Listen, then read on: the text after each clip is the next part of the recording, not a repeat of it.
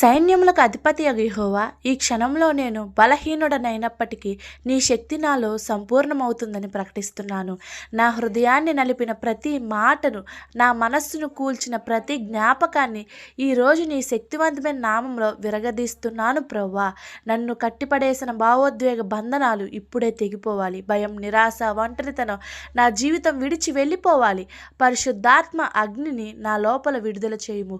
కూలిపోయిన నా ఆత్మను లేపుము. నిలువలేని నా హృదయానికి ఆకాశమంత బలం నింపుము ప్రభువా. నేను కన్నీళ్లు కార్చిన ప్రతి రాత్రిని విజయ ఉదయంగా మార్చుము. నన్ను చూడలేదని అనుకున్నా నీవు నన్ను ఎన్నుకున్నావని ఈరోజు నా ఆత్మ ప్రకటిస్తుంది. ఇప్పటి నుండి నేను బానిసను కాను, నేను బలహీనుడను కాను, నేను ఓడిపోయిన వాడిని కాను. ఎందుకంటే నా లోపల జీవించే దేవుడు ఈ లోకంలో ఉన్నవాని కంటే అత్యంత గొప్పవాడు. యేసు నామములో శక్తి, స్వస్థత, ధైర్యం ఈ క్షణంలోనే విడుదల కావాలి.